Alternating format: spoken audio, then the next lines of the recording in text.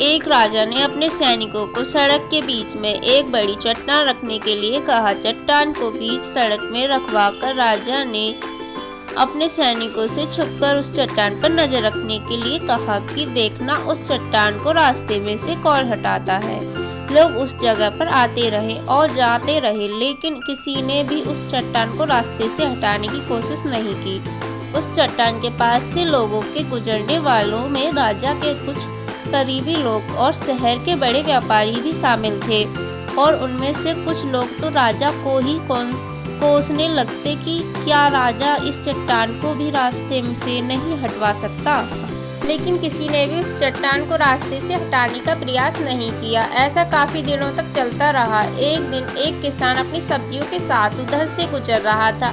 उसने चट्टान को रास्ते में पड़े देखा और सोचा कि सबको इस चट्टान की वजह से कितनी तकलीफ हो रही है।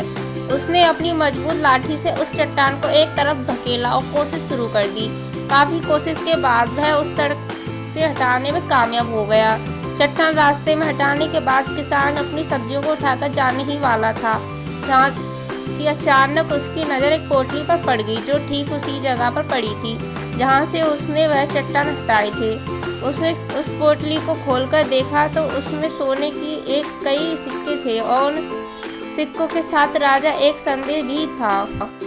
में लिखा था कि ये सोने के सिक्के उनके लिए हैं जो इस चट्टान को रास्ते से हटाएगा। दोस्तों, बिल्कुल ठीक इसी तरह हम सबकी लाइफ में भी कई परेशानियां आती हैं। कुछ लोग उन परेशानियों से बचकर निकल जाते हैं और कुछ लोग रास्ता बदल देते हैं, और चंद लोग ठान लेते हैं उन परेशानियों का हल निकाल लेने की ओर। ऐसे ही लोग मुश्किलों में संभावनाएं और भावनाओं में छिपे अवसर खोज लेते हैं। मजबूत इरादे और नेक दिल के साथ किए गए कोशिशों के परिणाम हमेशा अच्छे ही होते हैं। इसलिए जीवन के परेशानियों से घबराओ मत, बल्कि उन परेशानियों का हल निकालने की कोशिश करते हुए जीवन सफल और आगे बढ़ते रहो। तो दोस्तों, अगर आपको हमारी स्टोरी पसंद आई हो तो प्लीज़ हमारे चैनल को सब्सक्राइब करें, लाइक करें, शेयर करें। थैंक यू, धन्यवाद।